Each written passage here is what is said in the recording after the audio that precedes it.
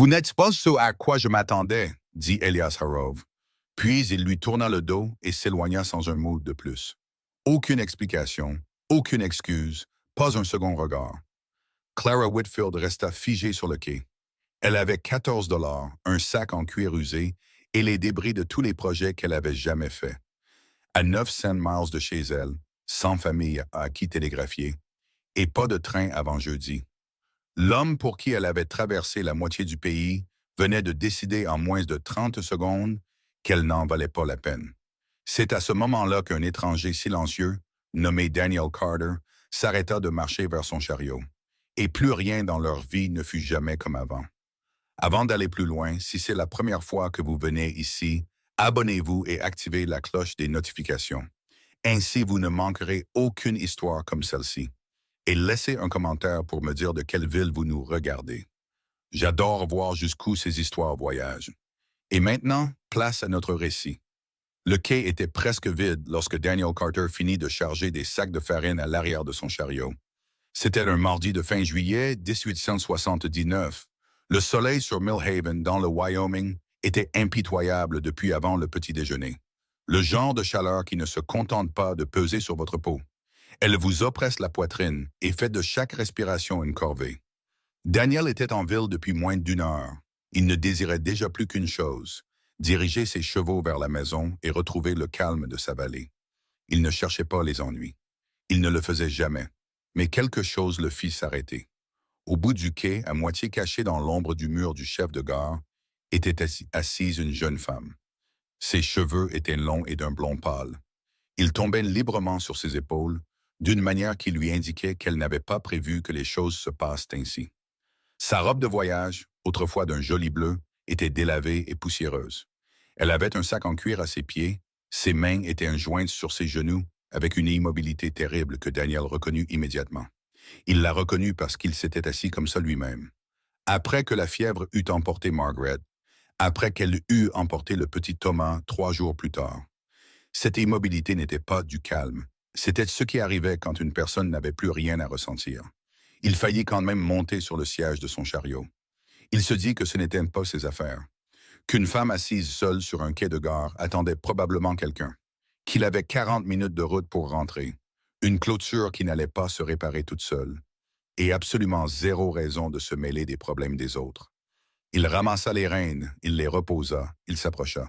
« Madame », il s'arrêta à environ 2 mètres, car il n'était pas du genre à importuner les gens. « Avez-vous besoin d'aide » Elle leva les yeux. Ses yeux étaient verts, plus vifs qu'il ne s'y attendait, ni doux ni effrayés comme il s'y était préparé.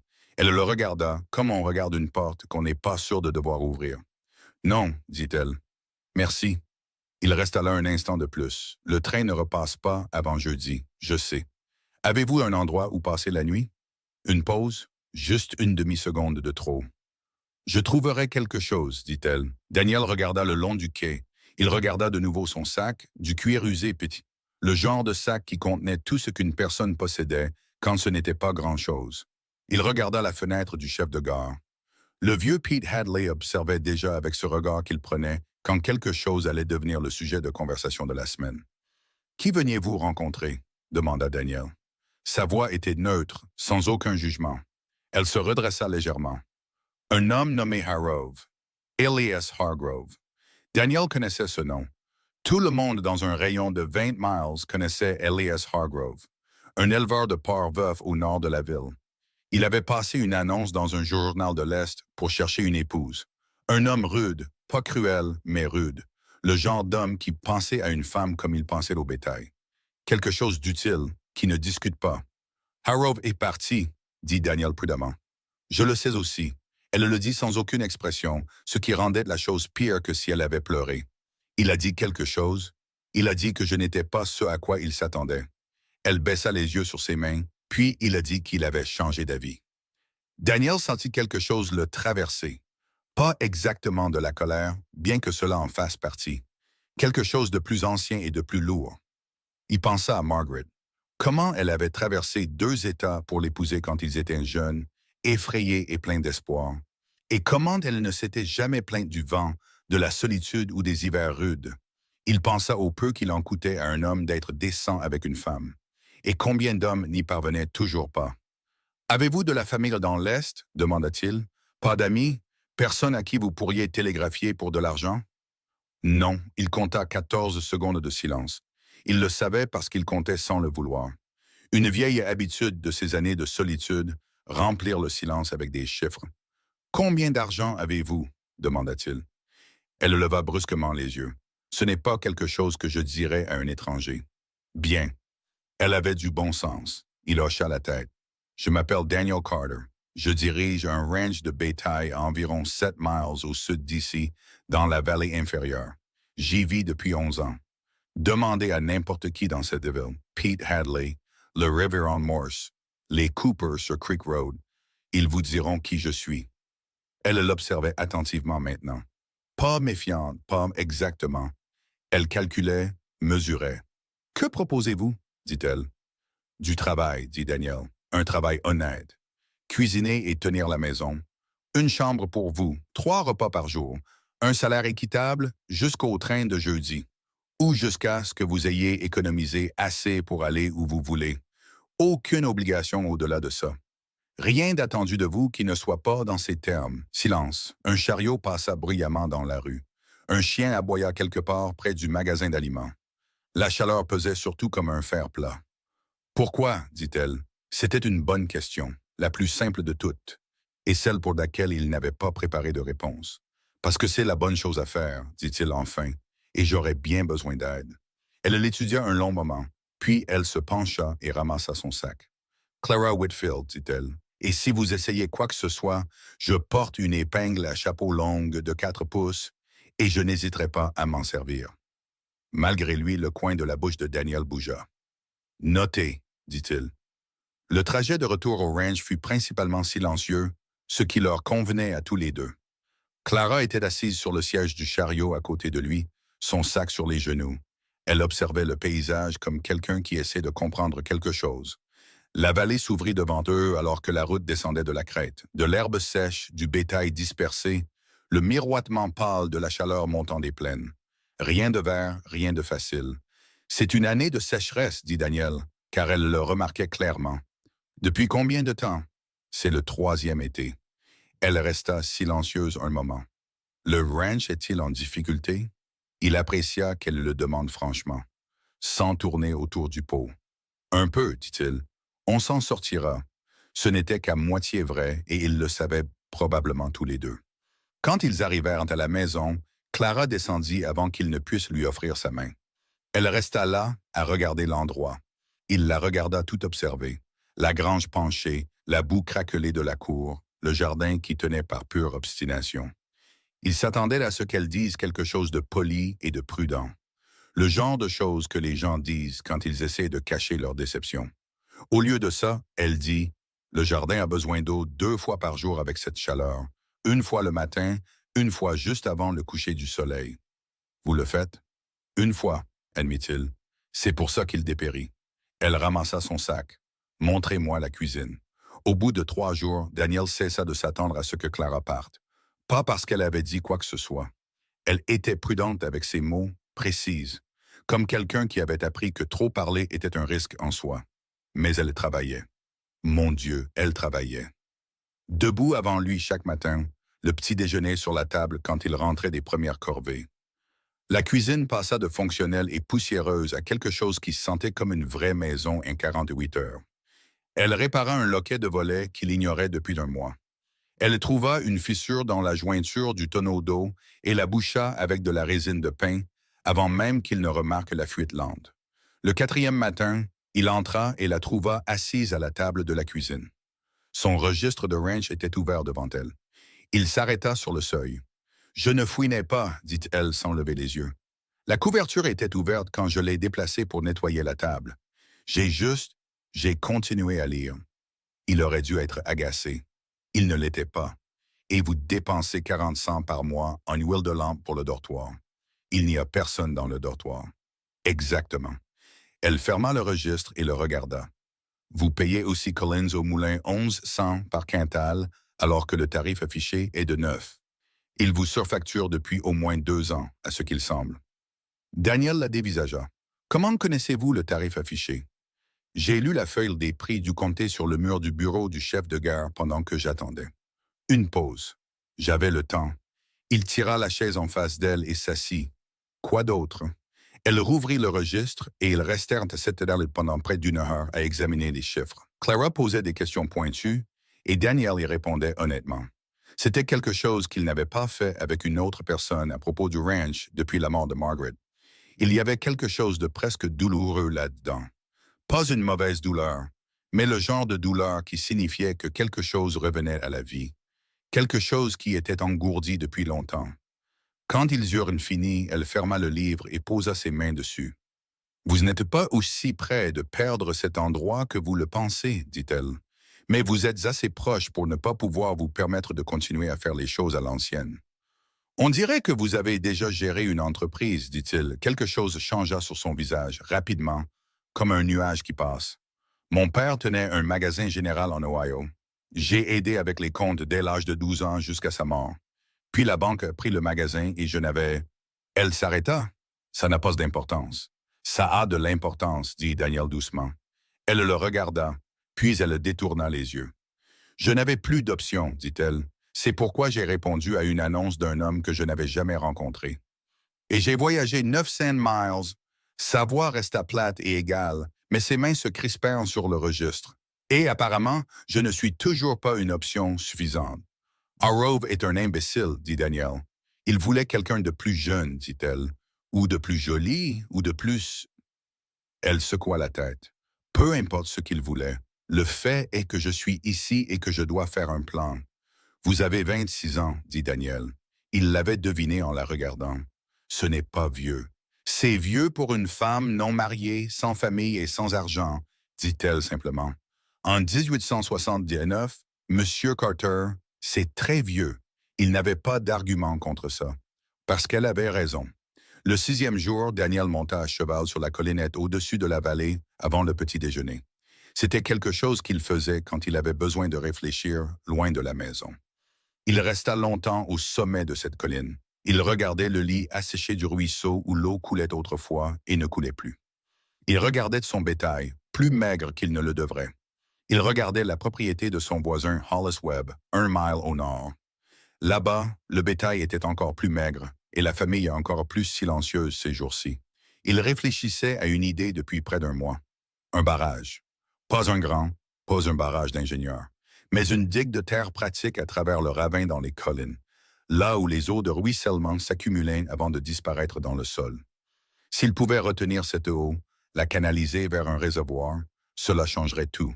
Pas seulement pour son ranch, mais pour toute la vallée inférieure.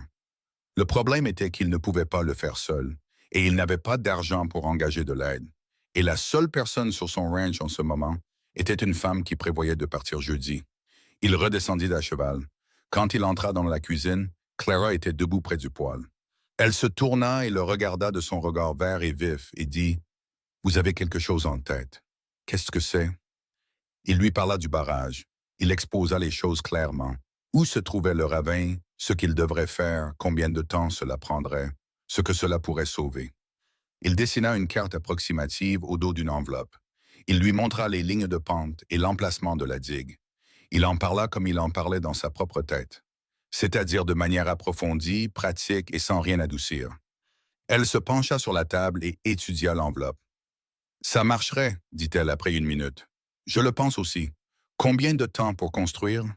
3 semaines, peut-être 4 si je le fais seul. » Elle resta silencieuse, traçant les lignes de crayon avec un doigt.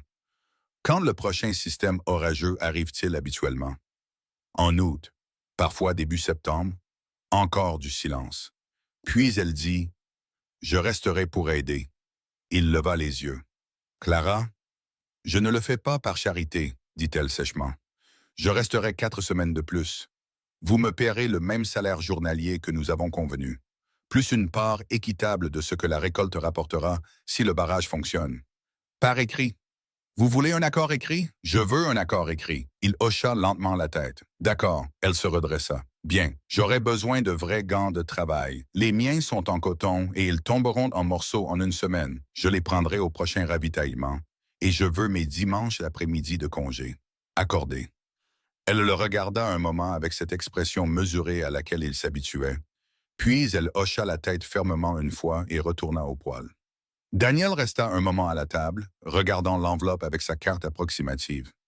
Pour la première fois depuis longtemps, peut-être des années, il sentit quelque chose se détendre dans sa poitrine. Pas de l'espoir, pas exactement. Il n'était pas encore assez audacieux pour appeler ça comme ça. Mais c'était quelque chose. Il commençait en le barrage le lundi suivant. Le premier problème était le sol lui-même. La sécheresse avait transformé les 15 premiers centimètres du ravin en poudre craquelée, et la couche inférieure en quelque chose de proche de la roche. Clara y enfonça une bêche le premier matin. La vibration remonta le long de ses bras et fit claquer ses dents.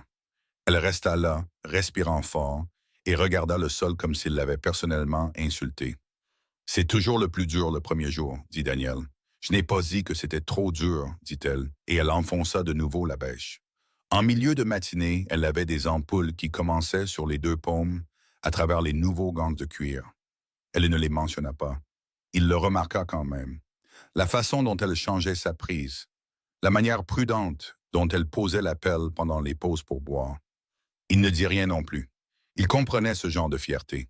Il avait vécu avec elle pendant des années. Ce à quoi il ne s'attendait pas, c'était la vitesse à laquelle elle apprenait le travail.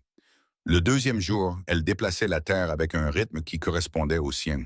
Elle anticipait où la section suivante devait être ameublée avant qu'il ne la marque.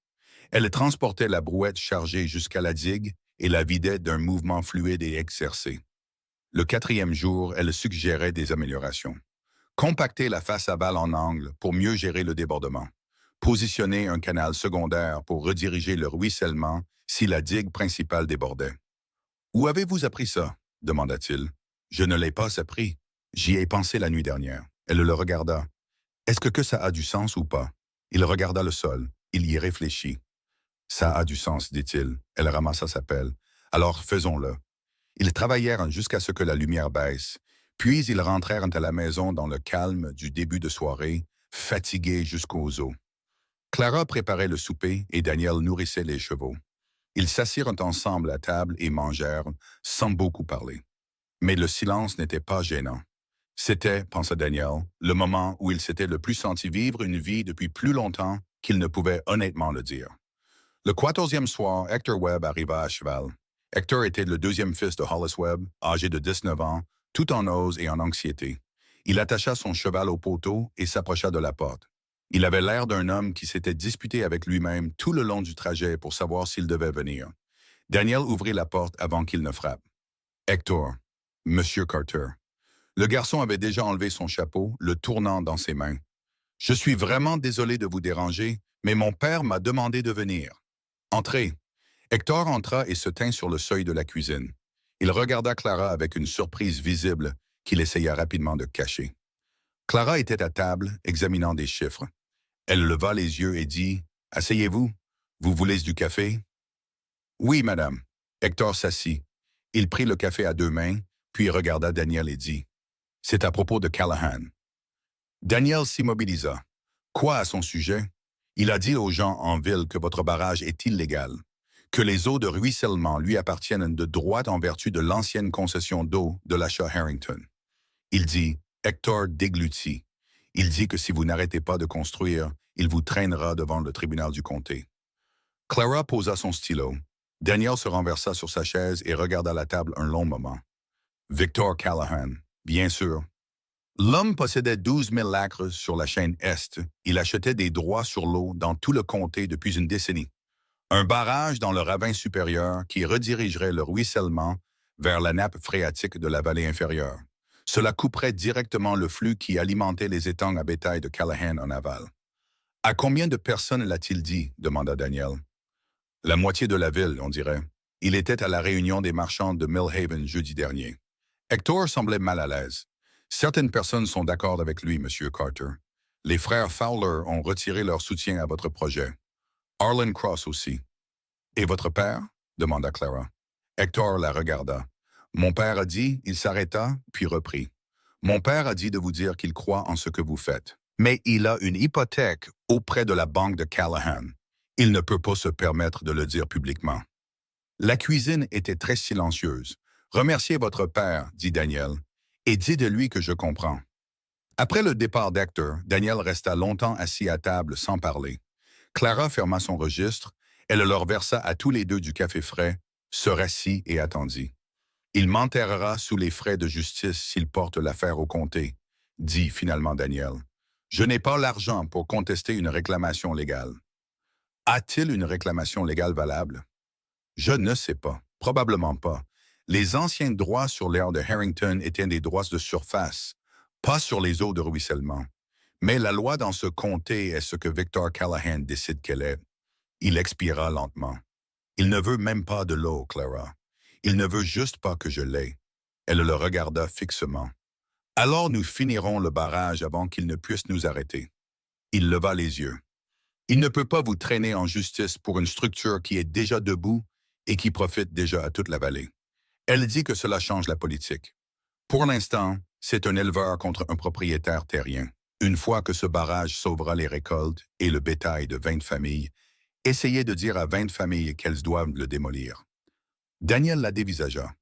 Nous avons 12 jours de travail restants si le sol coopère, dit-elle. Peut-être 10 si nous nous dépêchons. Ce n'est pas assez. C'est assez si d'autres personnes aident. Elle se pencha en avant. Le père d'Hector Webb croit dans cela. Combien d'autres familles dans cette vallée pensent la même chose en silence? Combien de personnes ont des hypothèques auprès de la banque de Callahan et ont peur de s'exprimer? La plupart d'entre elles, dit Daniel doucement. Alors, nous devons leur donner une raison plus grande que leur peur. Elle prit sa tasse de café. Commencez par ceux que vous avez déjà aidés. Le travail de clôture que vous avez fait pour la famille Morrison il y a 2 ans. Le foin que vous avez partagé avec les Garcias l'hiver dernier. Ce ne sont pas des dettes, mais les gens se souviennent de la gentillesse, Daniel. C'est la monnaie la plus durable qui soit. Il resta silencieux un moment. Tu penses que les gens viendront? Elle posa la tasse. Je pense qu'ils ont peur, qu'ils sont fatigués et qu'ils attendent que quelqu'un fasse le premier pas. Ses yeux rencontrèrent les siens. Tu as déjà fait le premier pas. Tu ne les as juste pas encore laissés suivre. Daniel resta longtemps dans cette cuisine après qu'elle eut dit cela. Dehors, les étoiles étaient dures et brillantes, au-dessus de la vallée sèche. Les mêmes étoiles qui avaient contemplé 3 étés d'échecs lents, et un éleveur silencieux qui continuait à travailler de toute façon, parce qu'il ne savait pas quoi faire d'autre.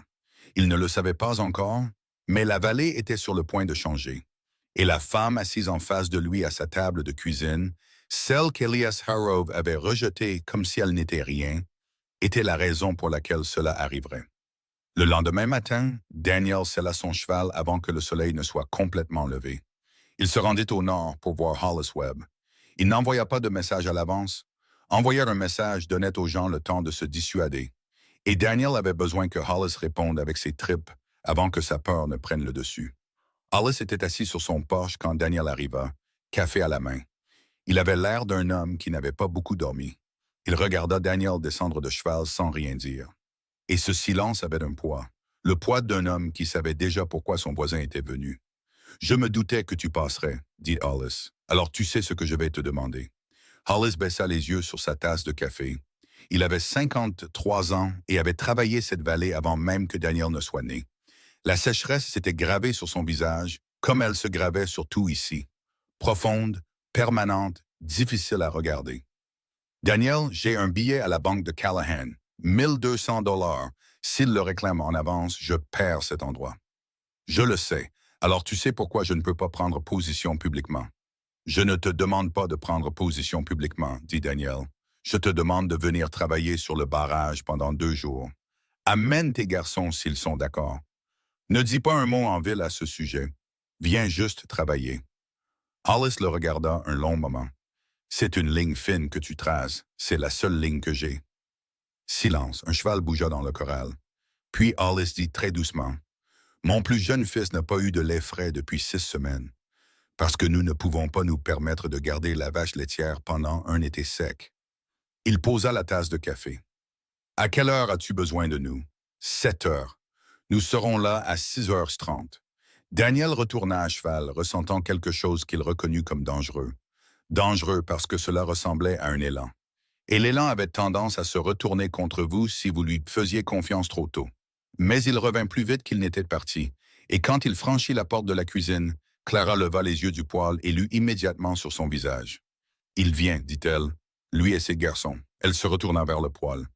Je vais faire du pain en plus. Il faillit dire quelque chose à ce moment-là. Quelque chose sur la façon naturelle dont elle avait dit ça. Pas je vais faire du pain en plus pour les invités ou nous devrions préparer de la nourriture. Juste la décision simple et pratique d'une femme qui pensait déjà 2 coups à l'avance. Il faillit le dire. Au lieu de ça, il se versa du café et s'assit, et ils passèrent en revue les 2 prochains jours de travail. Dans cette sorte de sténographie efficace qu'ils avaient construite sans en discuter, finissant les phrases l'un de l'autre sur les mesures et les matériaux. Comme le font les gens qui travaillent et étaient en étroite collaboration depuis assez longtemps. Il le remarqua, il ne le dit pas non plus. La famille Webb arriva à 6h25. Hollis amena ses 3 fils, Hector, qui était venu la veille, et 2 garçons plus âgés nommés Frank et Reuben. Ils étaient solides et silencieux, à la manière des hommes qui travaillent à l'extérieur et n'utilisent pas leur souffle pour rien. Ils se tinrent dans la cour et serrèrent la main de Daniel. Puis Clara sortit avec du café et du pain de maïs.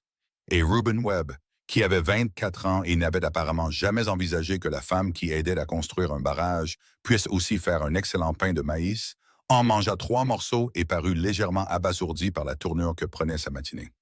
Mademoiselle Whitfield, dit Hollis avec une courtoisie prudente qui indiqua à Daniel que l'homme plus âgé avait entendu parler de sa situation et s'était fait son propre jugement.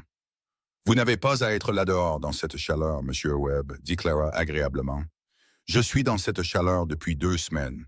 Je ne vais pas m'arrêter maintenant. Hollis regarda Daniel. Daniel garda une expression neutre. Hollis émit un son qui aurait pu être du respect et ramassa une pelle. Ils travaillèrent dur ce jour-là. Les garçons Webb imposèrent un rythme presque compétitif, et Clara le suivit sans qu'on le lui demande et sans en faire tout un plat. Ce qui lui valut quelque chose de la part des 2 aînés que Daniel observa tranquillement au cours de la matinée. Un passage de la tolérance polie à une véritable estime. L'après-midi, Frank Webb la consultait sur la pente de la digue comme si c'était la chose la plus naturelle du monde. Et Clara lui répondait sur le même ton, indiquant les angles et les mesures avec un gant couvert de terre. Elle expliquait son raisonnement avec la précision calme de quelqu'un qui y avait réfléchi 3 fois avant de le dire une seule fois. C'est Reuben qui demanda finalement ce que tout le monde avait pris soin de ne pas demander. Il le fit pendant la pause pour boire, assis à l'ombre, son chapeau repoussé en arrière. Il regardait Clara avec la curiosité directe d'un jeune homme qui ne savait pas toujours quand être indirect. « Comment avez-vous atterri ici, mademoiselle Whitfield, si ça ne vous dérange pas de le dire? » Clara le regarda un moment. « Je suis venue pour épouser un homme qui a décidé qu'il ne voulait pas m'épouser, dit-elle. Et puis Daniel m'a offert du travail, alors me voilà. »« Hargrove, dit Reuben, et sa voix avait un ton particulier en prononçant ce nom. « Oui, Hargrove est un idiot, dit Reuben sans détour. Frank lui donna un coup de coude. Clara sourit. Un vrai sourire, rapide et sans défense, disparut presque avant d'arriver. C'était la première fois que Daniel la voyait sourire comme ça, sans aucun calcul derrière. Et il découvrit qu'il devait regarder le sol un moment, pour des raisons qu'il n'examina pas entièrement. Ils firent plus de progrès ce jour-là que n'importe quel autre jour auparavant. Quand la lumière baissa et que le travail cessa, Hollis Webb recula et regarda la digue. Il resta silencieux un long moment. « Encore 2 jours comme ça, dit-il finalement, et vous pourriez bien y arriver. »« C'est le plan, dit Daniel. Hollis le regarda de côté. « Callahan sait-il à quel point c'est avancé? »« Probablement. Alors vous feriez mieux de travailler vite. » Hollis enfila son manteau. « Je ramènerai les garçons demain, et je vais avoir une conversation discrète avec Joe Morrison ce soir. Pas de promesse, mais je lui parlerai. » Cette nuit-là fut la première nuit où Daniel dormit sans se réveiller au milieu, depuis plus longtemps qu'il ne pouvait le dire. Ce qu'il ne savait pas, ce que ni lui ni Clara ne savaient, c'est que pendant leur sommeil, un cavalier avait été sur la route entre Millhaven et le ranch de Callahan, porteur d'un message. Et Victor Callahan avait écrit une réponse. Elle arriva à la porte de Daniel le lendemain matin à 8 heures. Livré par le contremaître du ranch de Callahan, un homme nommé Price. Il avait la manière particulière de quelqu'un habitué à livrer de mauvaises nouvelles au nom de personnes puissantes. Il tendit à Daniel une lettre pliée sans descendre de son cheval. ce qui dit à Daniel tout sur le type de message avant même qu'il ne l'ouvre. Il l'a lu debout dans la cour. Clara sortit et se tint à côté de lui. Il lui tendit la lettre. Elle la lut. Son visage ne changea pas beaucoup, mais sa mâchoire se serra comme elle le faisait quand elle réfléchissait à quelque chose de difficile. La lettre faisait 2 paragraphes. Dans le premier, Callahan citait l'ancienne concession d'eau de Harrington. Il déclarait formellement que les eaux de ruissellement du ravin supérieur appartenaient à ses propriétés en aval en vertu des droits établis en 1871. Dans le second, il offrait à Daniel une porte de sortie. Vendre le ranch à sa valeur estimée, déménager avant septembre, et Callahan ne poursuivrait pas d'action en justice ni d'autres réclamations. C'était, comprit Daniel, pas vraiment un argument juridique. C'était un prix. Callahan lui disait ce qu'il en coûterait pour faire disparaître ce problème, et il lui donnait l'option de payer avant que les choses ne s'enveniment. Il bluffe sur les droits sur l'eau, dit Clara. Peut-être, pas peut-être. Les eaux de ruissellement ne sont pas couvertes par la concession Harrington. C'était une concession de dérivation de surface sur Millhaven Creek. J'ai lu à ce sujet dans les archives du comté au bureau du chef de gare. Elle rendit la lettre. Il le sait aussi, c'est de la pression, pas de la loi. La pression fonctionne aussi bien que la loi ici, dit Daniel, seulement si vous cédez. Elle le regarda directement. Allez-vous céder? Il regarda la lettre. Il pensa à l'argent qu'il n'avait pas. Il pensa au tribunal qu'il ne pouvait pas se permettre. Il pensa à la tombe de Margaret sur le versant est et à la petite pierre de Thomas à côté, et aux 11 années de travail enfouies dans ce sol sous ses pieds. Non, dit-il. Elle hocha la tête une fois. Alors nous avons besoin de plus de gens aujourd'hui. Pas demain. Aujourd'hui. Joe Morrison arriva à midi avec ses 2 fils aînés. Il avait une expression qui disait qu'il s'était disputé avec lui-même à ce sujet toute la matinée et qu'il se disputait encore. Il ne mentionna pas Callahan. Il ne mentionna pas la lettre. Il dit juste « Dites-moi où creuser ». Et Daniel lui dit et Morrison creusa. En milieu d'après-midi, 7 hommes travaillaient sur la digue dans la cour. Clara se déplaçait entre eux avec de l'eau et avec cette intelligence organisationnelle silencieuse qui empêchait le travail de se répéter. Elle dirigeait les efforts comme le ferait un contremaître, mais sans jamais en avoir l'air. C'est Frank Webb qui apporta la nouvelle. Il était allé en ville pour de la corde et était revenu le visage crispé et son cheval poussé plus fort que nécessaire. Callahan était à la réunion des marchands ce matin, dit Frank, prenant Daniel à part. Il ne parle plus de tribunal, il parle du barrage comme d'un risque d'inondation. Il dit que s'il cède, il anéantira les fermes en aval. Daniel le dévisagea. Ça n'a pas besoin d'être vrai, dit Frank. Il a fait assez peur à 3 familles pour qu'elles retirent leur soutien. Les Henderson, la famille Polk et le vieux Greer. Greer a dit qu'il s'y opposerait à la réunion des commissaires du comté la semaine prochaine. Daniel sentit le sol se dérober sous lui d'une manière qui n'avait rien à voir avec la terre. Il s'était attendu à une bataille juridique. Il s'était à moitié attendu à du sabotage. Il ne s'était pas préparé à la méchanceté particulière d'un homme qui utiliserait la peur des inondations pour monter des familles en difficulté les unes contre les autres. Clara était à côté de lui. Il ne savait pas exactement quand elle s'était approchée, mais elle était là et elle avait assez entendu. « Il change de tactique, dit-elle doucement, parce que l'argument juridique ne tient pas. Il sait que nous sommes proches. Être proche n'a pas d'importance si la moitié de la vallée se retourne contre le projet avant qu'il ne soit terminé. Alors nous allons parler aux Henderson. Elle le dit comme si c'était simple. Ce soir, Clara, ils ont peur d'une inondation, dit-elle. Alors, nous leur expliquerons pourquoi le barrage n'inonde pas. Le canal secondaire, la pente de débordement, l'angle de la digue. Nous l'expliquerons clairement et nous les laisserons poser des questions et nous répondrons honnêtement. Les gens ne sont pas contre ça parce qu'ils sont contre vous. Ils sont contre parce que quelqu'un leur a donné une peur et personne ne leur a donné une raison. Elle le regarda fixement. Donnez-leur une raison. Ce soir-là, ils se rendirent ensemble à la ferme des Henderson. Martha Henderson ouvrit la porte et les regarda avec l'expression d'une femme qui s'était disputée avec son mari pendant près de 6 heures. Elle n'était pas sûre d'avoir encore de l'énergie pour quiconque se tenait sur son porche. « Je me doutais que vous viendriez, dit-elle, ce qui était la 2e fois en 2 jours que Daniel entendait ces mots. « Pouvons-nous entrer? » demanda Clara. Martha la regarda. Quelque chose passa entre elles. De femme à femme, Une sorte de reconnaissance directe. « Entrez, dit-elle. » Ils s'assirent à la table de la cuisine des Henderson pendant 2 heures. Clara dessina des diagrammes au dos d'une enveloppe, le même genre d'enveloppe que Daniel avait utilisé pour sa carte originale. Elle expliqua soigneusement et sans condescendance l'ingénierie du débordement. Elle répondit à chaque question que Tom Henderson posa, et il en posa beaucoup.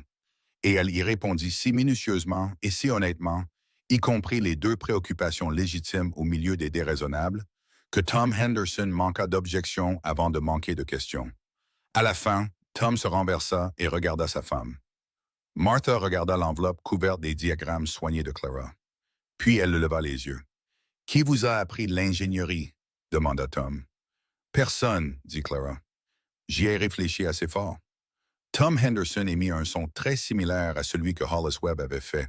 Il regarda Daniel. « Vous auriez pu venir expliquer ça vous-même il y a des semaines, dit-il. »« J'aurais dû, dit Daniel. Oui, vous auriez dû. » Tom tendit la main par-dessus la table et lui serra la main. « Nous serons là jeudi. » Ils rentrèrent dans le noir, côte à côte, les chevaux marchant tranquillement sur la route familière. La suite était chaude et pleine de grillons, et de ce silence profond particulier d'une vallée qui ne sait pas encore si elle survivra à l'été. Après un long silence, Clara dit « 2 autres familles que nous devrions visiter demain. »« Je sais, dit Daniel. » Un autre silence. « Clara, dit-il, prononçant son nom avec soin. Je veux que tu saches que quoi qu'il arrive avec le barrage, quoi qu'il arrive après, tu ne seras plus laissé sur un quai. Pas tant que j'aurai mon mot à dire. » Elle ne répondit pas tout de suite. Il pouvait la sentir penser à côté de lui dans le noir, de la même manière qu'il avait appris à sentir la forme de ses silences. « C'est une grande promesse, dit-elle enfin. Je le sais. » Elle se tut de nouveau, puis très doucement. « Merci, Daniel. » Il hocha la tête. Il n'insista pas. Il l'avait pensé et elle l'avait entendu, et parfois c'était suffisant pour une nuit. Ce qu'il ne savait pas, c'est que le lendemain matin, avant qu'aucun d'eux ne soit levé, 3 des hommes de main de Callahan étaient montés dans les collines. Et ils ne regardaient pas le barrage pour inonder qui que ce soit. Ils le regardaient pour s'assurer qu'il ne retiendrait jamais d'eau du tout. Il était de monter, vérifier la digue avant le petit déjeuner, quelque chose qu'il faisait chaque matin. Une habitude née de l'anxiété particulière d'un homme qui avait tout investi dans quelque chose qui pouvait encore échouer. Il remonta le ravin dans la lumière grise du petit matin, et il sut avant même de s'approcher. Il pouvait le sentir comme on sent une fausse note dans une chanson familière. Quelque chose de déplacé dans la forme des choses que ses yeux confirmèrent un instant plus tard. La face aval de la digue avait été coupée. Pas effondrée, coupée délibérément, avec des outils à 3 endroits le long de la section inférieure, où la terre tassée était la plus épaisse. Quiconque avait fait ça en savait assez sur la terre et les barrages pour savoir exactement où les ouvrir.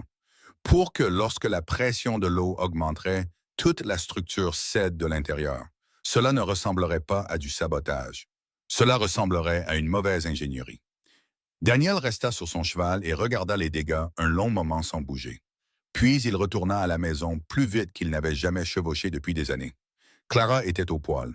Elle se tourna quand elle entendit ses bottes et lut sur son visage avant qu'il ne dise un seul mot. Elle posa la poêle qu'elle tenait avec un mouvement prudent et contrôlé qui lui dit qu'elle se préparait déjà. « C'est grave, dit-elle. » 3 coupures profondes. Il savait ce qu'il faisait. Elle resta silencieuse pendant exactement 2 secondes.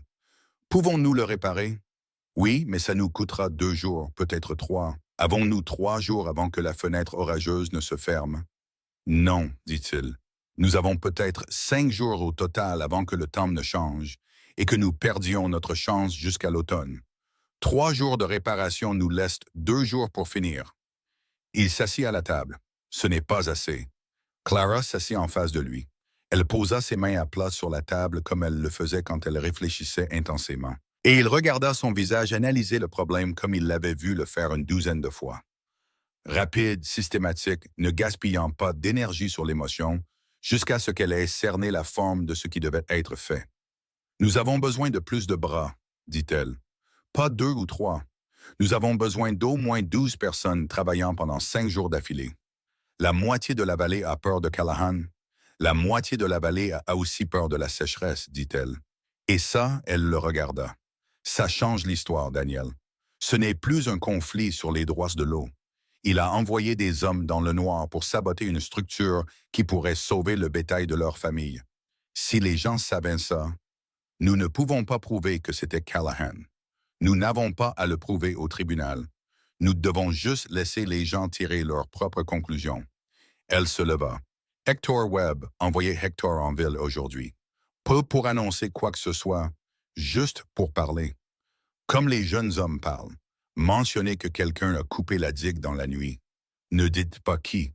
Laissez la nouvelle se propager. Daniel la regarda. Tu veux lancer une rumeur? Je veux dire la vérité et la laisser se déplacer à la vitesse des rumeurs, dit-elle précisément. Il y a une différence. Il y réfléchit moins de 10 secondes. D'accord. Hector Webb était au ranch à 7 heures. Il était apparemment venu de sa propre initiative dès que Frank avait mentionné au petit déjeuner que Daniel était revenu du ravin avec l'air d'un homme qui avait été frappé. Hector écouta la situation, la mâchoire serrée et son chapeau dans les mains. Puis il leva les yeux et dit « Je vais aller en ville. Je m'arrêterai au magasin d'aliments, chez le barbier et au bureau de poste. Tout le monde dans le comté passe par l'un de ces 3 endroits dans la journée. » « Ne nommez pas Callahan, dit Clara. Mademoiselle Whitfield, dit Hector avec la dignité offensée d'un jeune homme, je n'aurais pas à le faire.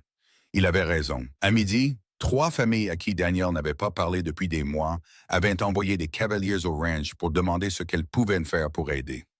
À 2 heures, Hollis Webb était arrivé avec ses 2 chevaux de trait et un traîneau en bois pour déplacer la terre. À 4 heures, Joe Morrison se présenta avec ses fils et un voisin que Daniel n'avait jamais rencontré auparavant. Un fermier allemand silencieux nommé Bauer, qui s'était installé dans la Haute-Vallée il y a 2 ans. Il avait apparemment des opinions sur les hommes qui coupaient les barrages dans le noir. Il les exprima dans un anglais limité, mais avec un engagement physique absolu, car il travailla pendant 4 heures sans s'arrêter et tassa la terre à main nue quand sa pelle se cassa. La réparation prit 2 jours au lieu de 3, parce que les gens travaillaient comme s'ils étaient en colère, ce qu'ils étaient. Pas ouvertement en colère, pas du genre à crier et à se battre, du genre silencieux, la mâchoire serrée, les yeux fixés devant soi. Ce qui, selon l'expérience de Daniel, était la variété la plus durable. Le soir du 2e jour de réparation, Clara s'assit à côté de Daniel sur le porche après le souper. Ils ne parleront pas pendant un moment. Juste assis avec la fatigue de gens qui fonctionnaient à la détermination et au café depuis plus longtemps que ce qui était strictement sain. « Il va essayer autre chose, dit Daniel. « Oui, tu n'es pas surprise. Les hommes comme Callahan n'arrêtent pas parce que leur premier plan a échoué, dit-elle. Ils se recalibrent. » Elle fit une pause.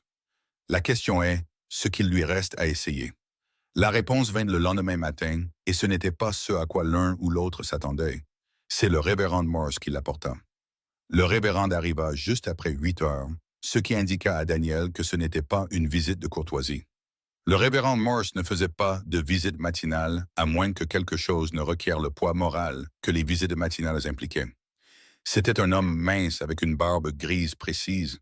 Il avait la manière particulière de quelqu'un qui a passé des décennies à naviguer entre les gens qui ont besoin d'avoir raison et les gens qui ont besoin d'être pardonnés.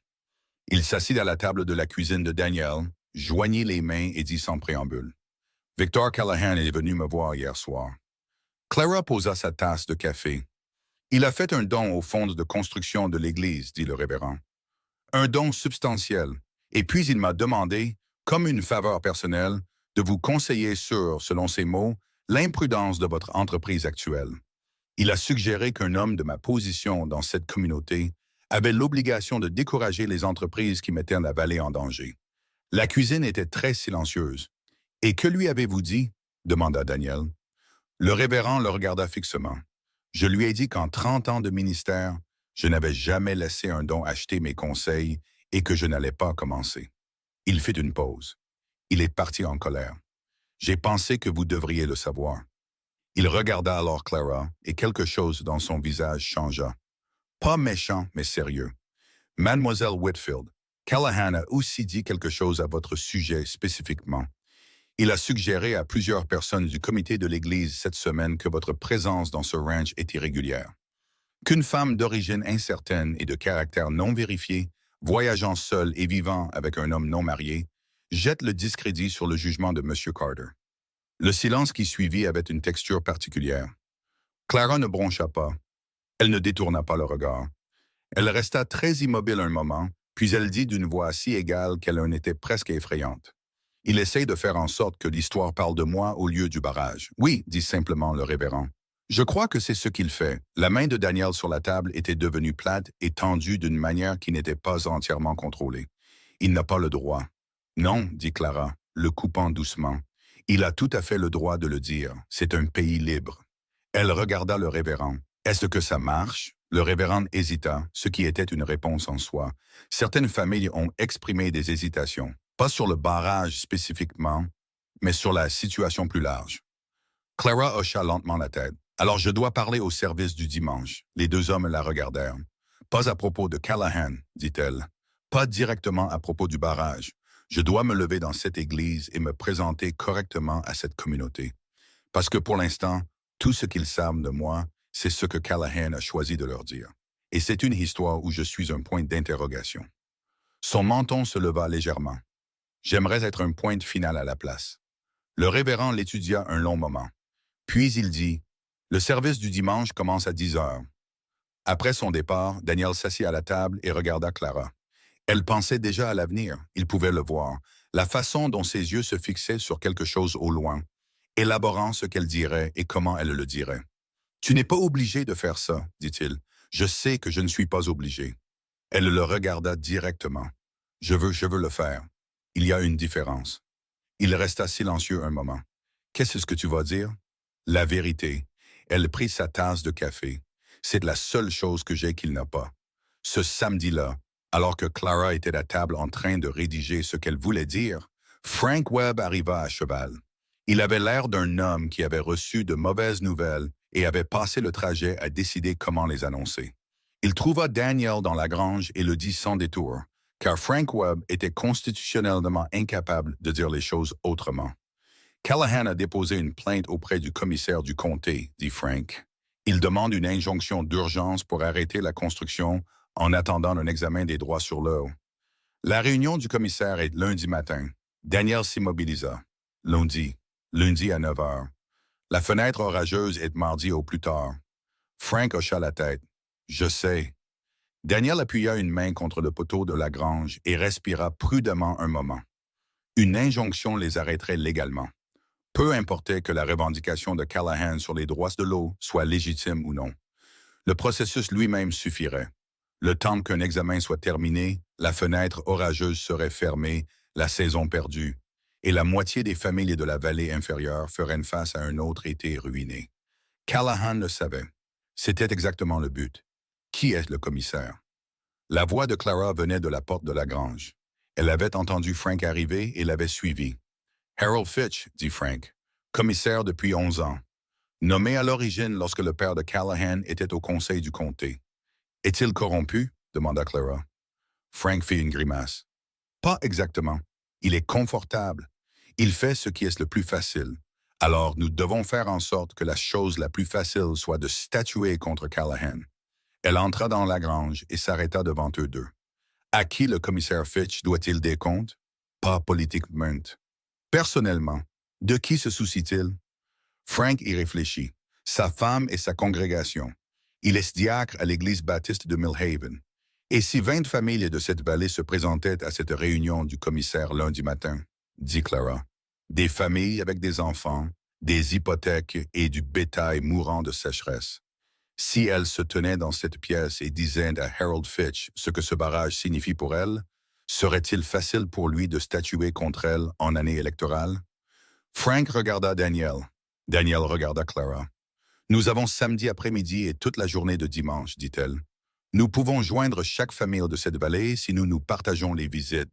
Tu vas passer ton dimanche avant un discours à l'église à parcourir la vallée pour demander aux gens de se présenter à une réunion du commissaire un lundi matin, dit Daniel. Oui, dit-elle. Est-ce un problème? Il secoua lentement la tête et quelque chose se produisit dans sa poitrine.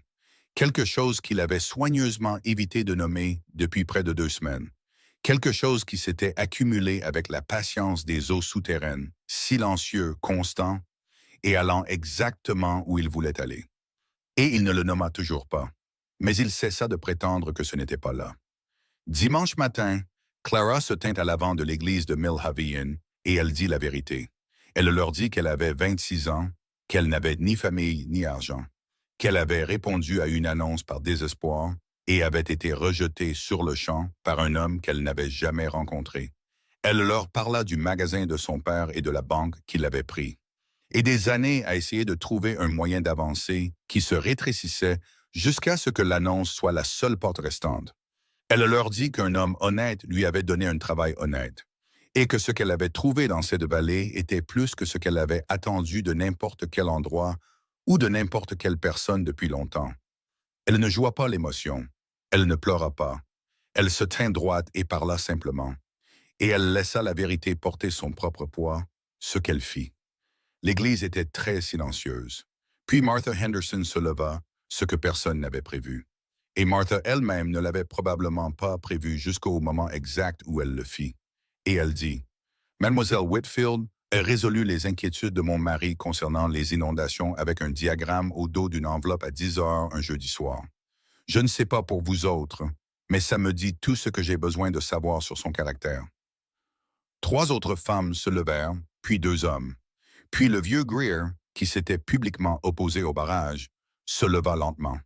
Il ne dit rien pendant un moment, puis dit « J'aimerais changer ma position s'il n'est pas trop tard. » C'est Callahan lui-même qui fit qu'il était trop tard pour changer quoi que ce soit d'autre.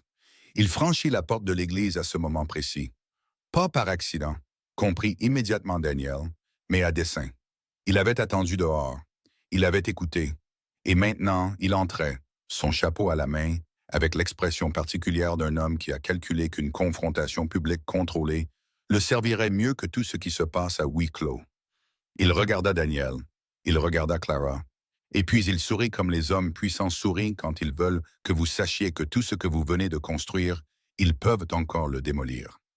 Monsieur Carter, dit Callahan d'une voix portante d'homme habitué à être entendu, je pense qu'il est temps que nous ayons une conversation honnête sur ce que vous faites vraiment à cette vallée.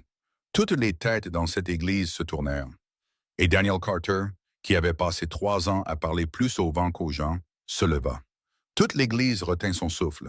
Daniel se leva lentement, comme un homme se lève quand il sait que ce qui se passera dans les 60 prochaines secondes importera longtemps. Il n'éleva pas la voix, il ne céda pas à la colère, bien qu'il en ait beaucoup à sa disposition. Il regarda Victor Callahan, son manteau coûteux, la performance calculée du chapeau à la main, le sourire qui disait « Cette pièce et tous ceux qui s'y trouvent m'appartiennent ». Et il dit très doucement « D'accord, Victor, parlons honnêtement ». Callahan ne s'attendait pas au calme. Il s'attendait à de la défensive, à de la chaleur, ou au malaise maladroit d'un travailleur pris au dépourvu dans un cadre formel.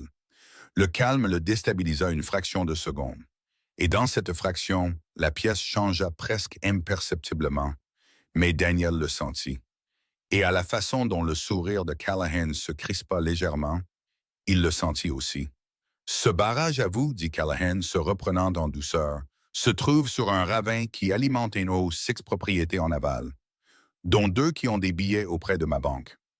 S'il cède, et les barrages en terre construits par des amateurs cèdent, comme je suis sûr que le révérend en conviendra, l'inondation pourrait dévaster les fermes en aval. Je demande simplement au comté d'examiner l'ingénierie avant de mettre des familles en danger. » C'était un bon discours. Daniel pouvait l'admettre. Propre, à l'air concerné, pas ouvertement hostile. Le genre de discours qui faisait passer Victor Callahan pour un homme inquiet pour ses voisins, plutôt que pour un homme qui avait envoyé des cavaliers dans le noir pour saboter la chose dont il prétendait maintenant s'inquiéter. « L'ingénierie a été examinée, dit Clara. Elle ne se leva pas du banc. Elle n'en avait pas besoin. Sa voix portait comme les voix portent quand une pièce les écoute.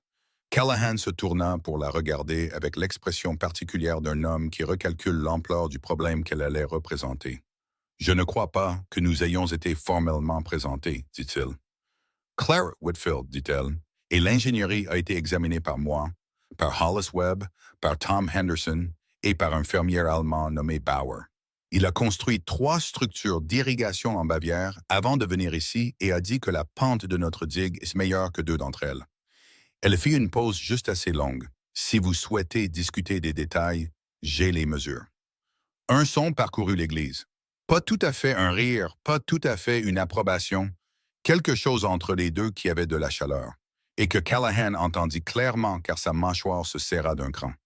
Mademoiselle Whitfield, dit-il avec une patience calculée, je suis sûr que vos intentions sont admirables, mais le droit de l'eau dans ce comté ne couvre pas les eaux de ruissellement en vertu de la concession de Harrington, dit-elle.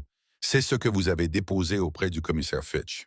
La concession Harrington est un droit de dérivation de surface sur Millhaven Creek, établi en 1871. Elle n'a aucune extension légale aux eaux de ruissellement des précipitations du ravin supérieur. J'ai lu le dépôt original. Elle pencha légèrement la tête.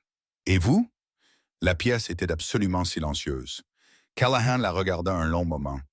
Puis il regarda Daniel, et le regard était différent maintenant. Pas le mépris tolérant d'un homme puissant face à un désagrément, mais quelque chose de plus froid et de plus réfléchi. Il réévaluait, recalculait. Et Daniel, qui avait passé 20 ans à lire le bétail, la météo et la terre, lut ce regard clairement. Il sentit quelque chose s'aiguiser dans sa poitrine, qui était à la fois un avertissement et une résolution. « Je pense, dit Callahan, que c'est une conversation mieux adaptée au bureau du commissaire qu'à une église un dimanche matin. » Il regarda la congrégation avec l'expression bienveillante d'un homme concluant une réunion qu'il avait convoquée. « Je m'excuse pour l'interruption, révérend. » Il se tourna et sortit. Et le fait qu'il soit sorti, le fait que Victor Callahan, qui était venu dans cette église pour gagner quelque chose, soit parti sans, ne passa pas inaperçu auprès d'une seule personne dans ses bancs. Daniel regarda la pièce l'absorber. Il regarda Hollis Webb laisser échapper un long et lent soupir. Il regarda Martha Henderson mettre sa main sur sa bouche, puis la baisser avec quelque chose qui était presque un sourire. Il regarda le vieux Greer regarder la porte par laquelle Callahan venait de sortir, puis regarder Daniel avec une expression qui disait clairement et sans fioriture.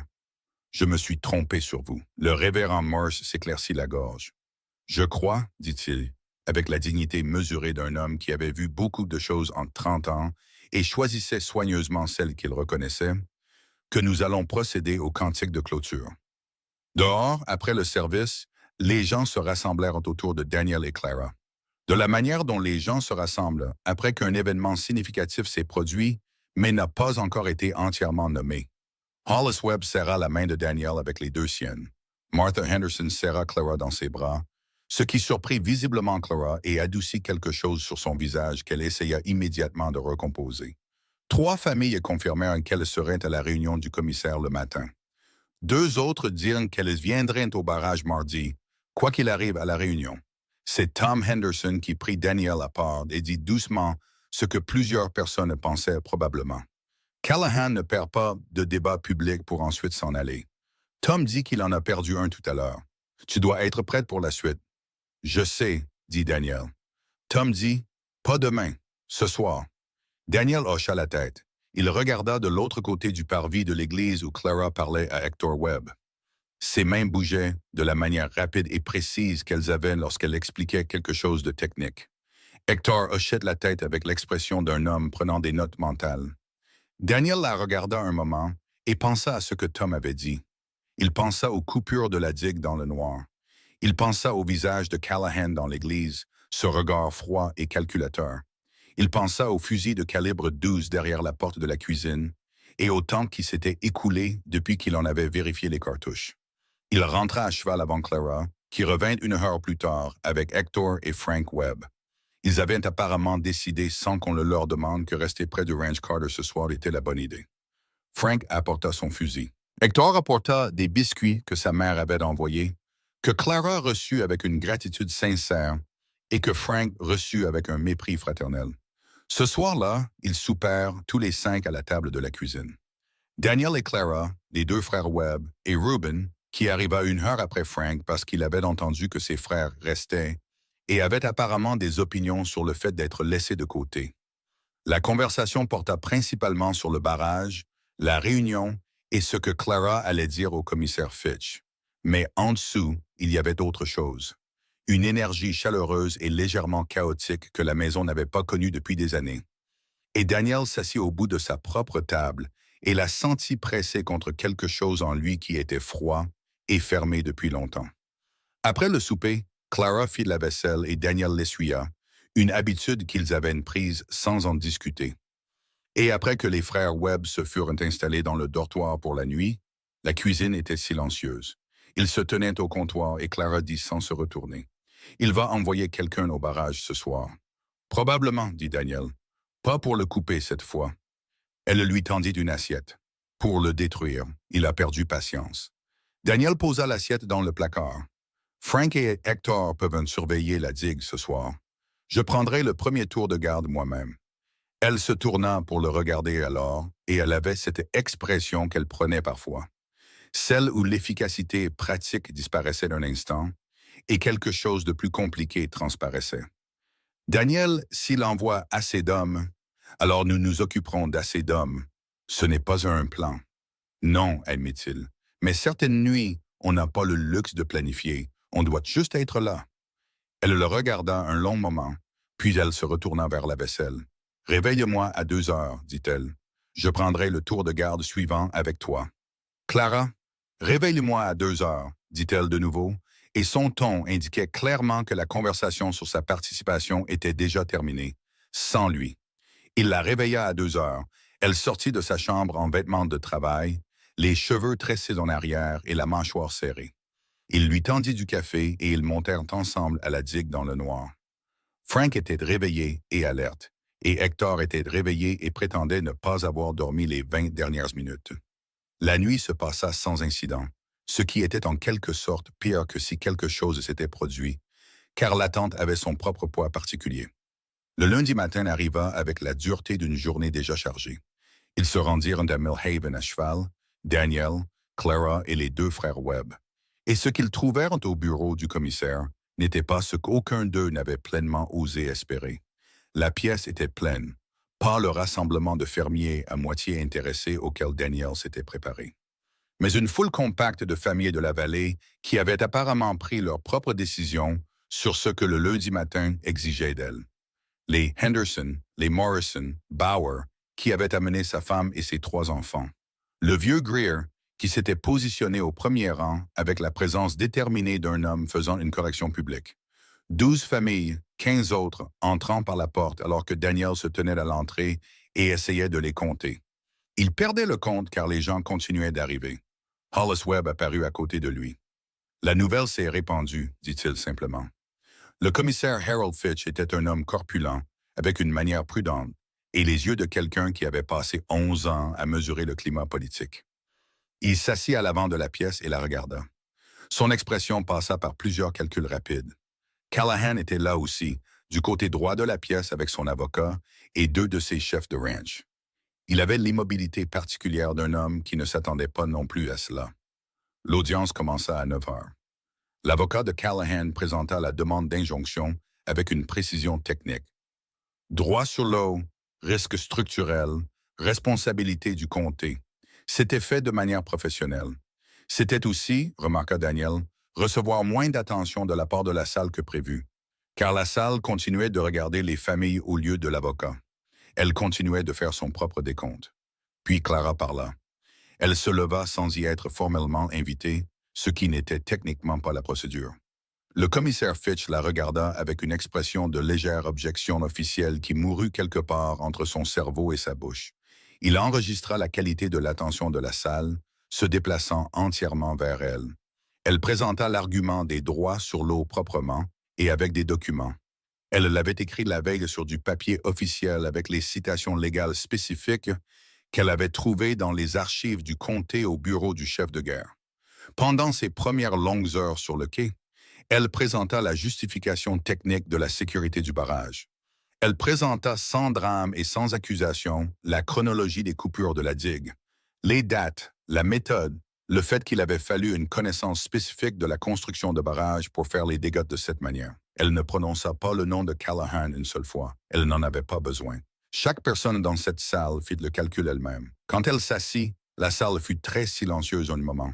Puis Tom Henderson se leva et dit « Commissaire, j'aimerais parler. » Puis Hollis Webb, puis Martha Henderson. Et puis, de manière inattendue et avec une sorte d'irréversibilité magnifique, le vieux Greer, qui s'éclaircit la gorge et dit de sa voix âgée et grinçante « Je me suis publiquement opposé à ce projet il y a 2 semaines.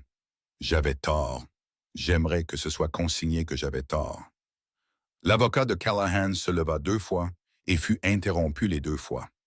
Pas grossièrement, mais avec l'élan irrésistible de gens qui avaient décidé qu'aujourd'hui, ils allaient être entendus.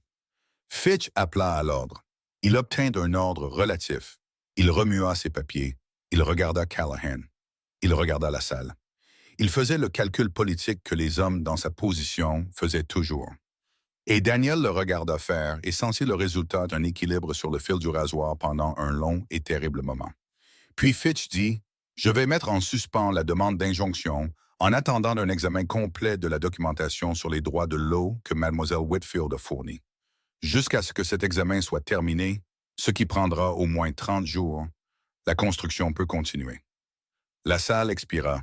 Callahan se leva. « Harold, 30 jours, Victor, dit Fitch, et sa voix avait la fermeté particulière d'un homme qui a choisi une direction et ne se laissera pas contredire en public.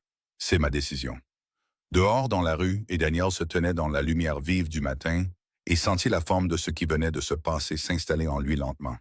Hollis Webb lui serrait la main. Les Henderson parlaient à Clara, qui recevait tout cela avec son calme caractéristique. Mais ses yeux, quand ils trouvèrent ceux de Daniel à travers la foule, avaient en eux quelque chose d'ouvert, de réel et de non dissimulé qu'il n'avait pas vu auparavant. Il commença à traverser vers elle. Frank Webb attrapa son bras. Le visage de Frank était étrange, pas en fade, alerte, crispé autour des yeux. « Callahan est parti vite, » dit Frank doucement. Son contremaître et 2 autres sont partis avec lui. Ils ne sont pas retournés vers la chaîne Est. Daniel s'immobilisa. « Quelle direction? » Frank le regarda. « Sud, dit-il, vers la vallée inférieure, vers le barrage. » Daniel n'attendit pas. Il se tourna, trouva Clara dans la foule, attira son regard. Elle lut de son visage en moins d'1 seconde et elle se déplaçait déjà avant qu'il ne dise un mot. Elle se fraya un chemin à travers les familles en fête vers les chevaux, avec l'urgence concentrée de quelqu'un qui comprenait immédiatement que le combat ne s'était pas terminé dans cette pièce. Ils s'étaient déplacés et ils avaient 12 miles de retard. Ils chevauchèrent durement et ils chevauchèrent sans parler, car il n'y avait rien à dire que les sabots des chevaux ne disaient pas déjà pour eux. Daniel poussa son cheval plus vite que ce qui était confortable sur la route de la vallée. Clara était à une demi-longueur derrière lui, et Frank et Hector Webb arrivaient derrière elle. Et les 12 miles entre Millhaven et le barrage semblaient les 12 miles les plus longs de sa vie. Plus longs que le trajet chez le médecin la nuit où la fièvre de Margaret avait grimpé. Plus long que le retour du cimetière. Plus long que toutes les longues et silencieuses chevauchées qu'il avait faites en 3 ans de vie solitaire dans une vallée qui s'asséchait lentement autour de lui. Il n'arrêtait pas de penser au ravin, aux 5 semaines de travail entassées dans cette digue, aux mains des garçons Webb et à l'appel cassé de Bauer, aux questions de Tom Henderson et au diagramme de Clara au dos des enveloppes. À 20 familles qui s'étaient levées dans un bureau de commissaire ce matin et avaient dit « C'est important, nous choisissons cela », et ce que cela leur ferait à tous s'ils montaient cette colline et la trouvaient disparue. Il chevaucha plus vite. Frank le rejoignit après le 3e mile. Ils étaient 4, dit Frank par-dessus le vent. Price et 3 autres. Ils avaient des outils sur le cheval de bas. Combien d'avance? 20 minutes. Peut-être 25. Daniel fit le calcul. 25 minutes. C'était assez d'un épas. Price savait ce qu'il faisait. L'homme l'avait déjà prouvé avec les premières coupures de la digue. Expérimenté, méthodique, efficace. 25 minutes et les bons outils aux bons endroits et il n'y aurait plus de barrage. Il y aurait un tas de terre meuble attendant la première tempête pour la disperser. Il ne se laissa pas finir la pensée. Il chevaucha simplement. Ils l'entendirent avant de le voir. Des voix d'hommes au travail. Le genre de communication brève et fonctionnelle d'hommes qui faisaient un travail pour lequel ils avaient été payés, sans sentiment particulier à ce sujet. Puis le son du métal frappant la terre tassée, rythmique et déterminé. Puis la protestation d'un cheval attaché quelque part où il ne voulait pas être. Daniel arriva sur la crête, s'arrêta et embrassa la scène d'un seul coup d'œil rapide. Price et 3 ouvriers de ranch étaient à la base de la digue. Ils avaient déjà ouvert une section. Une coupe verticale nette de 6 pouces de large descendant le long de la face aval, à l'endroit exact le plus susceptible de compromettre l'intégrité de la structure. Price dirigeait la deuxième coupe à 4 pieds sur la droite pendant que ses 2 hommes travaillaient. Le quatrième homme tenait les chevaux de l'autre côté du ravin. Price leva les yeux quand le cheval de Daniel apparut sur la crête. Il ne courut pas. Il n'avait pas l'air coupable. Il avait le calme plat et professionnel d'un homme qui avait déjà été dans ce genre de confrontation et avait fait ses calculs. « Carter, dit-il. Price. » Daniel descendit de cheval. Il garda sa voix égale. « Éloignez-vous de la digue. Je ne peux pas faire ça. » Price posa sa botte contre le bord coupé d'une manière presque désinvolte. « Monsieur Callahan a autorisé. » « L'injonction de Callahan a été rejetée ce matin, dit Clara.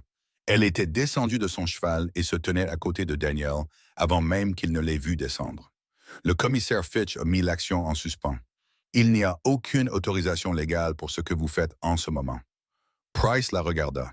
Il la regardait depuis qu'elle avait parlé. Et Daniel regarda le contremaître faire le même recalcul que Callahan avait fait dans l'église. Il réalisait que la femme qui se tenait devant lui était un problème d'un autre genre que celui pour lequel il s'était préparé. « C'est entre les avocats, dit Price. »« Non, dit Daniel, c'est entre vous et moi en ce moment, sur ma terre. » Le mot atterrit avec poids. Price l'entendit. Ces 2 ouvriers l'entendirent et se redressèrent légèrement. Ce qui indiqua à Daniel qu'au moins 2 des 4 n'étaient pas entièrement engagés dans la direction que cela prenait. Frank et Hector Webb arrivèrent sur la crête. Frank avait son fusil en travers de sa selle, pas levé, pas visé, mais là, ce qui était une déclaration en soi. Price regarda le fusil. Il regarda Daniel. Il regarda les 2 hommes à côté de lui qui s'étaient redressés et ne creusaient plus activement. Il faisait des calculs, et Daniel le laissa les faire, car forcer un homme à parvenir à sa propre conclusion était plus durable que de le pousser vers une. C'est le plus jeune des 2 ouvriers qui bougea le premier. Il avait peut-être 22 ans, les épaules larges. Il avait l'air de quelqu'un qui avait été engagé pour du travail de bétail et qui se retrouvait à faire quelque chose qui lui pesait plus qu'il ne l'avait prévu. Il posa sa bêche, pas de manière dramatique. Il la posa simplement et recula de la digue. Il regarda Price avec une expression qui disait clairement « C'est aussi loin que j'irai. » Price se tourna vers lui. « Ramasse ça. » « Je ne vais pas casser le barrage d'un homme, dit le jeune homme. Pas pour ça. » Il regarda Daniel. « J'ai de la famille dans la vallée inférieure, la propriété de mon beau-père. Il était à la réunion ce matin. » Il déglutit. « Je ne savais pas quel était le travail quand je suis parti. » Le deuxième ouvrier posa sa bêche 5 secondes plus tard, sans un mot. Price resta très immobile. C'était un homme fier. Daniel l'avait toujours lu en lui. La raideur particulière d'un homme dont le respect de soi était lié à sa compétence professionnelle. Et ce qui se passait en ce moment n'était pas quelque chose à quoi sa fierté avait une bonne réponse. Son autorité s'évaporait devant lui et il n'y avait rien dans sa boîte à outils pour ça. « Price, dit Daniel, et sa voix n'avait aucune de la colère qu'il portait, car ce n'était pas le moment pour la colère. Vous travaillez pour Callahan depuis 15 ans. Je le sais. Je sais que vous n'êtes pas un mauvais homme. Mais si vous mettez un autre outil dans cette digue, je vous ferai comparaître devant un juge de comté pour destruction de propriété privée. Et les 2 hommes qui viennent de partir témoigneront de ce qu'ils ont vu. » Il fit une pause. « Partez. Retournez et dire à Callahan que la vallée a fait son choix ce matin et que c'est fini. » Price le regarda longtemps, le genre de regard qui a une histoire. L'histoire d'un homme mesurant sa loyauté contre son jugement et découvrant qu'il pointait dans des directions différentes depuis plus longtemps qu'il ne l'avait admis. Il ramassa ses outils. Il siffla pour l'homme qui tenait les chevaux. Il regarda Daniel une dernière fois et ne dit rien, ce qui était une réponse en soi, puis il s'éloigna. Daniel se tint près de la digue et écouta le son de 4 chevaux s'éloignant dans le ravin. Et quand le son disparut, le silence fut énorme, propre et plein de la qualité particulière de quelque chose qui a été maintenu sous pression pendant longtemps, se relâchant enfin. Frank Webb laissa échapper un souffle qui semblait venir de ses bottes. « Eh bien, dit-il. « Eh bien, acquiesça Daniel. » Clara était déjà à la section coupée, accroupie et examinant les dégâts avec ses mains. Elle pressait les bords de la terre, vérifiait la profondeur. Elle leva les yeux. « Nous pouvons réparer ça, dit-elle. 4 heures de travail, 5 au plus. C'est une seule coupe, pas 3. La structure est saine. »« Nous devons commencer, dit Daniel. »« Oui. » Elle se leva. Mais Daniel, elle le regarda directement, Et son expression avait cette qualité rare et non gardée qu'il voyait plus souvent ces derniers temps. Celle qui vivait sous l'efficacité et la praticité, celle qui était spécifiquement la sienne. Tu viens de te tenir devant 4 hommes avec des outils et tu les as raisonnés avec ta voix. Elle fit une pause. Je veux que tu saches que je l'ai remarqué. Il la regarda. Clara, je n'ai pas fini, dit-elle. Je t'observe depuis 5 semaines. Je t'ai vu donner du foin à des voisins qui ne pouvaient pas te rembourser. Je t'ai vu travailler jusqu'à ce que tes mains saignent, puis te lever et recommencer. Je t'ai vu te tenir dans cette église et ne pas élever la voix une seule fois, alors que la moitié de la salle était prête à te pardonner de l'avoir fait. Elle prit une profonde inspiration. Elias Hargrove a dit que je n'étais pas ce à quoi il s'attendait. J'y ai pensé tous les jours depuis que je suis arrivé ici. Elle le regarda fixement. Je pense que ce qu'il voulait dire, c'est que j'étais trop direct, trop capable, trop disposé à dire ce que je pensais vraiment. Son menton se leva légèrement. Tu as été la première personne que j'ai rencontrée dans ma vie d'adulte qui ne semblait pas vouloir que je sois moins. Le ravin était très silencieux. Quelque part au-dessus d'eux, un faucon tournait sur un courant d'air. Frank et Hector Webb avaient découvert un besoin pressant de vérifier leurs chevaux, ce qui était décent de leur part. Daniel regarda Clara Whitfield, la terre sur ses mains et la fermeté dans ses yeux verts. Et les 5 semaines de travail partagé, d'inquiétude partagée, de soupers partagés et de silences partagés qui avaient construit quelque chose entre eux. Quelque chose qu'ils n'avaient pas eu le courage de nommer entièrement. Et il dit, « Je ne veux pas que tu sois moins. Je ne l'ai jamais voulu. Pas un seul jour. » Elle le regarda un moment de plus. Puis elle dit, « Bien, maintenant, aide-moi à réparer cette digue avant que la tempête n'arrive. » Il rit. C'était inattendu et réel. Le genre de rire qui vit dans la poitrine et s'échappe sans permission. Et l'expression de Clara se transforma en quelque chose de chaleureux et de légèrement surpris. Comme si elle ne s'attendait pas non plus au rire, et découvrait qu'elle était heureuse qu'il soit là. Ils travaillèrent pendant 4 heures. Frank et Hector travaillèrent à leur côté.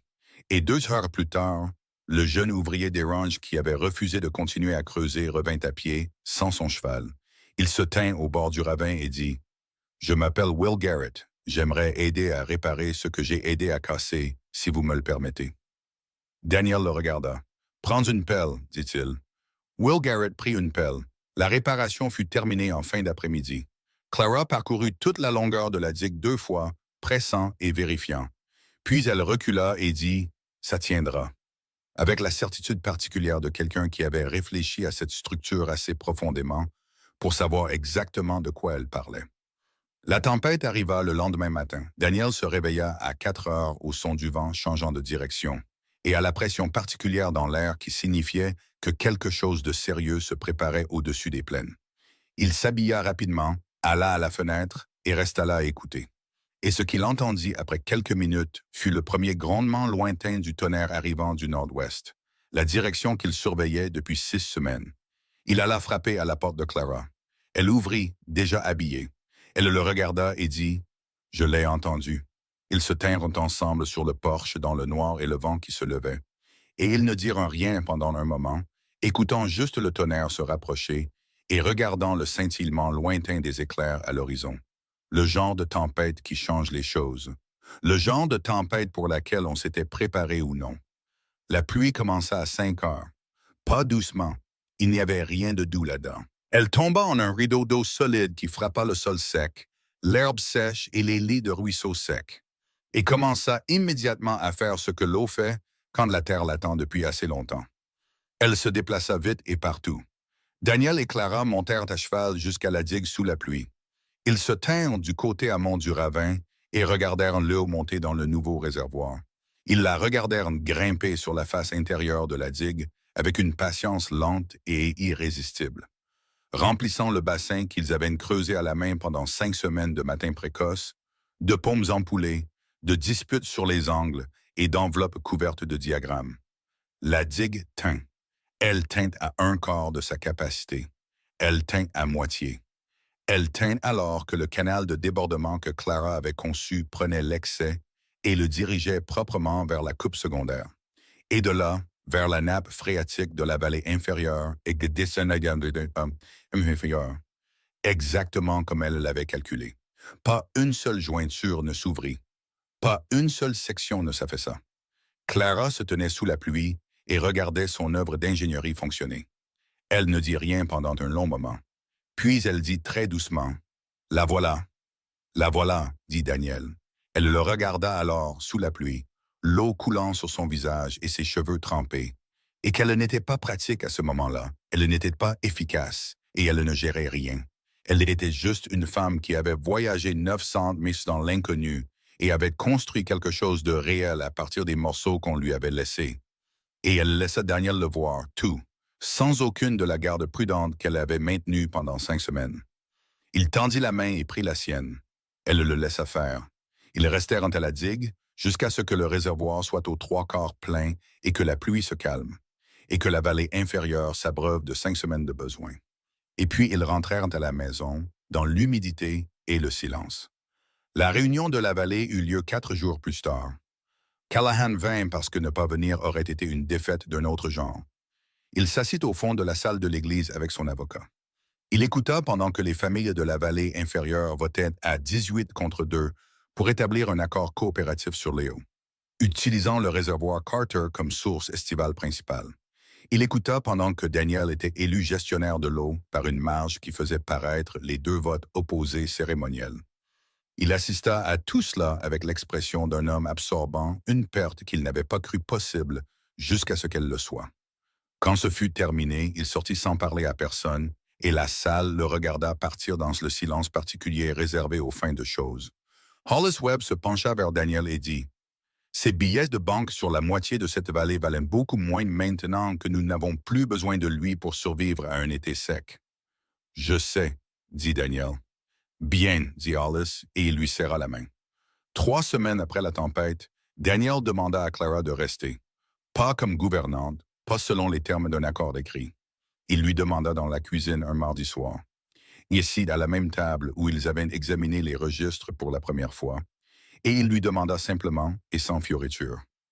Car elle n'avait jamais bien réagi aux fioritures, et il la connaissait assez bien maintenant pour savoir que la simplicité était la plus haute forme de respect qu'il pouvait lui offrir. Il lui demanda de l'épouser. Il dit qu'il savait que c'était rapide selon certains standards.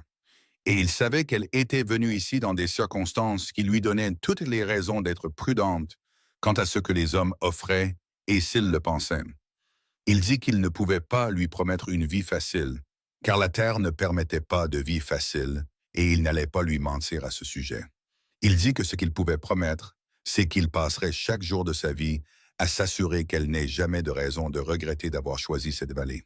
Et que tout ce qu'elle construirait ici, elle le construirait en tant que partenaire à part entière et non en tant qu'invité. Il avait la bague de sa mère dans la main quand il le dit. Petite, en argent, usée par des années aux doigts d'une autre femme. Honnête comme le sont les vieilles choses. Clara regarda la bague, elle le regarda, puis elle dit, « Tu sais, je vais continuer à me disputer avec toi sur la gestion du ranch. »« J'y compte bien, dit-il, et je veux mes dimanches après-midi de congé, de façon permanente. »« Déjà dans l'accord original, dit-il. » Elle le regarda un moment de plus avec ses yeux verts qu'il avait jaugés ce premier jour sur le quai et qu'il avait jaugé chaque jour depuis. Et puis elle tendit la main, prit la bague, la mit à son propre doigt et dit, « Alors oui, Daniel Carter. » Évidemment, oui. 1 an plus tard, le ranch Carter était le plus productif qu'il ait été en une décennie. La vallée était verte. Le réservoir avait traversé 2 autres cycles de tempête et avait tenu les 2 fois. L'accord coopératif sur l'eau avait sauvé 11 familles des pertes dues à la sécheresse et avait brisé l'emprise financière de Callahan sur la moitié du comté sans que personne n'ait à intenter un seul procès. Et par une chaude soirée de septembre, avec des lucioles s'élevant de l'herbe et le son du bétail s'installant dans le pâturage, et tout le sentiment calme et vivant d'un endroit qui a tourné une page et le sait. Clara prit la main de Daniel, la pressa doucement contre son ventre et la maintint là. Il la regarda. Elle le regarda. Aucun d'eux ne dit rien pendant un long moment, car certaines choses n'ont pas besoin de mots.